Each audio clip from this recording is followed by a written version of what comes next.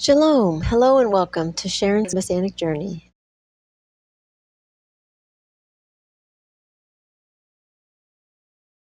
Thank you so much for joining me today. For those of you who are new, and if you haven't seen our introduction video, please see that first.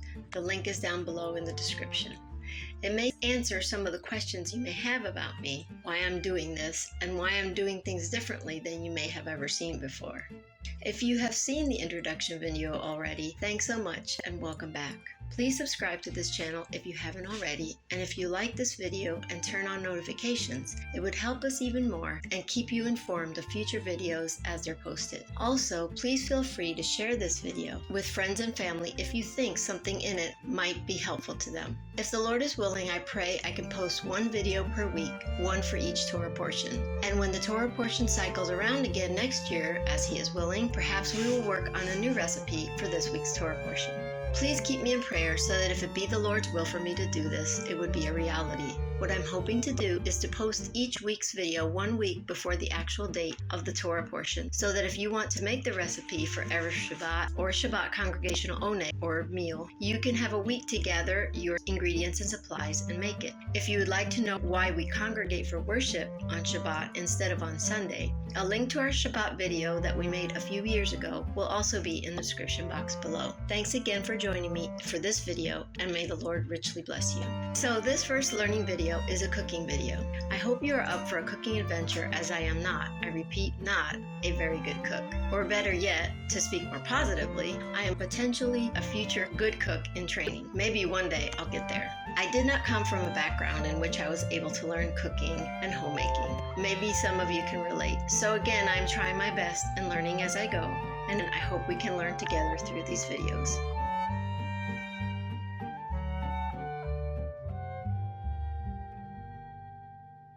So at this time of year, we begin the Torah over again, and I felt my main focus of the Messianic journey was to make some dishes that coincide with the Torah portions. Maybe you already know, but I had no idea before beginning my Messianic journey, that the year in the Hebrew calendar has 53 weeks, with a whole month added on a leap year that occurs 7 times in a 19-year cycle, and each month of the calendar has either 29 or 30 days. It's very different from our Gregorian calendar.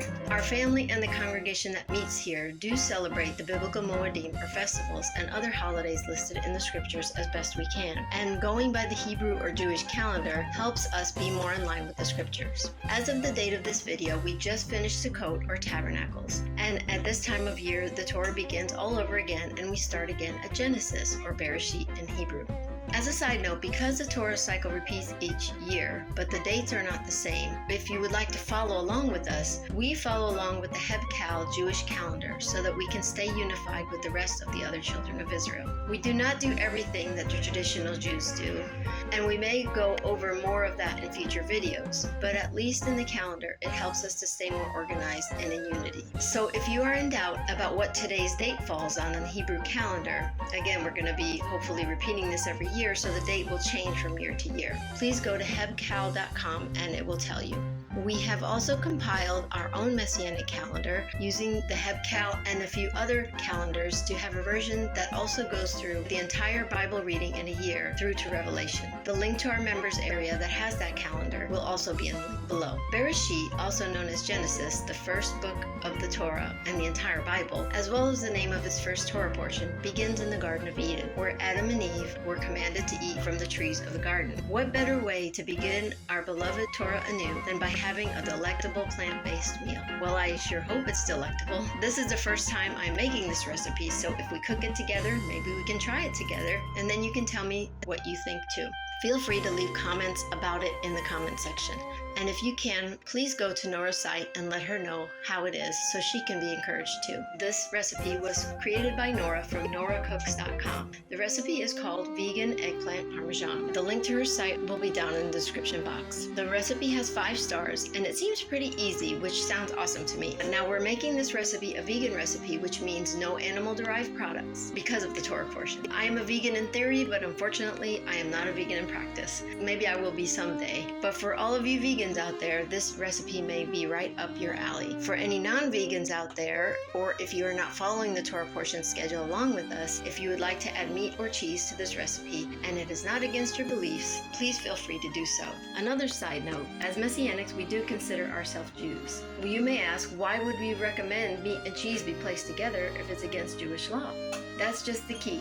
Mixing milk and meat is against Jewish law, which is man's law, but it's not against God's law. Some Messianics follow that mandate, as I call it, and there are some good spiritual reasons to follow that mandate if you so desire. But of course, God did not require it, and we believe it will not make you forfeit your salvation if you mix milk and meat together. One day soon, we hope to make a video about that, which may clarify our beliefs about it. Along those lines, as of right now, we do have a video that speaks a little bit about whether or not we can just eat anything we want to eat. So if you'd like to see that video, the link is in the description box as well. Without further ado, we will begin with listing our ingredients. The list will also be in the description below. So our dry mixture will be 4 cups of cornflakes. Panko breadcrumbs can be substituted, but cornflakes are preferred. 1 cup of raw cashews. They're available in packets in supermarkets or by the pound in health food stores and elsewhere. 1/3 cup of nutritional yeast. That's generally found in the baking and or dry goods aisle in health food stores, etc. And it gives the foods a kind of cheesy taste. 1½ teaspoons of salt. Our wet mixture will be comprised of 1 cup of unsweetened soy milk. I will use almond milk because we avoid soy-based products. 1/3 cup of all-purpose flour. For our recipe, I will be substituting almond flour for reasons I will explain a bit later. The rest of the ingredients are 2 pounds of eggplant, 2 large or 3 medium. That's what this says, but it turned out a little bit different than that. It was like a little bit in between for me. 3 cups of marinara sauce. We got the Botticelli's brand and it was very good. 3 cups of vegan mozzarella shreds, and it is the Follow Your Heart brand, and that can be also purchased in health food stores. Vegan Parmesan, which is optional, about 1/2 cup. It's also purchased in health food stores. 1/4 cup of chopped fresh basil or 2 tablespoons of dried basil. And there's also oil, which is listed in the recipe, but it's not listed in the ingredient list. So I put it on our list because it's for oiling the parchment paper or the pan, whichever one you're going to do. I used mild tasting olive oil. The additional supplies we will need are, of course, an oven.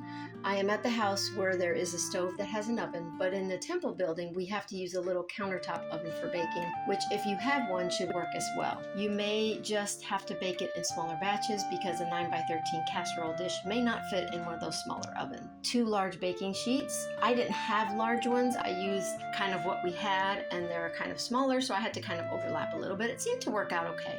Parchment paper, which is optional, so you don't need it for the baking sheets, but I did use it. A pastry brush, which is not mentioned either, but I used it for brushing the oil onto the parchment paper and or the baking sheets if you're using just a baking sheet.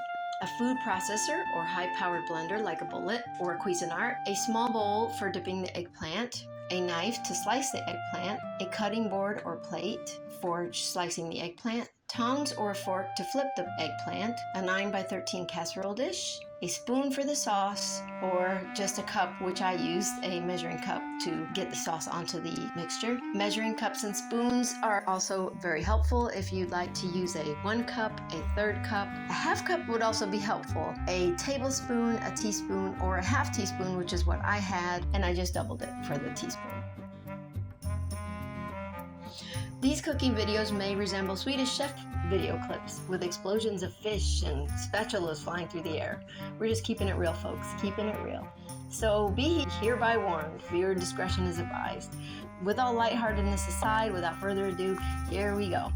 To bake the eggplant, we're going to preheat the oven to 400 degrees. We're going to take out 2 baking sheets and parchment paper.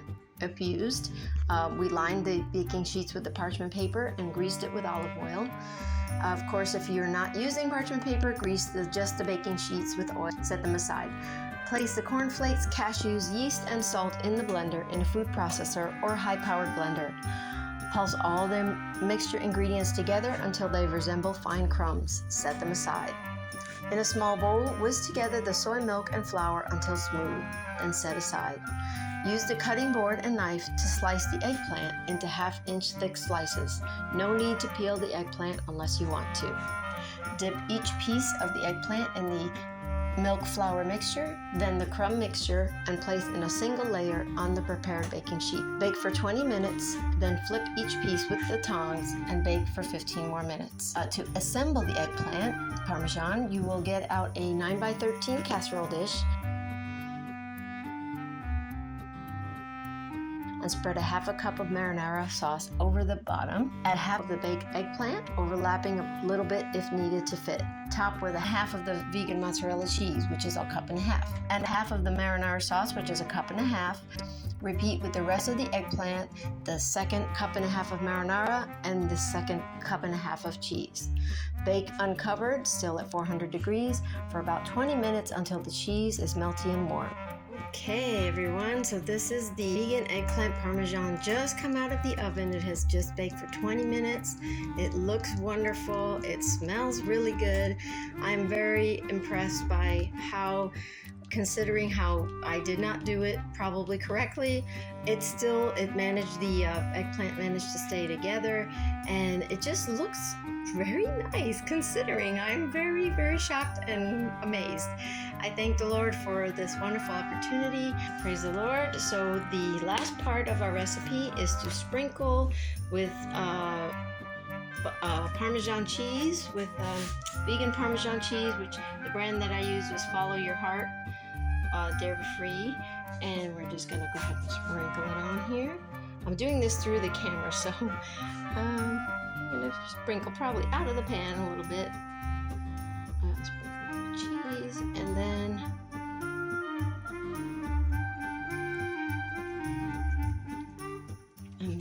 it says also with basil. I'm not measuring it. I'm just going to kind of eyeball it and sprinkle a little. I hope I don't do too much.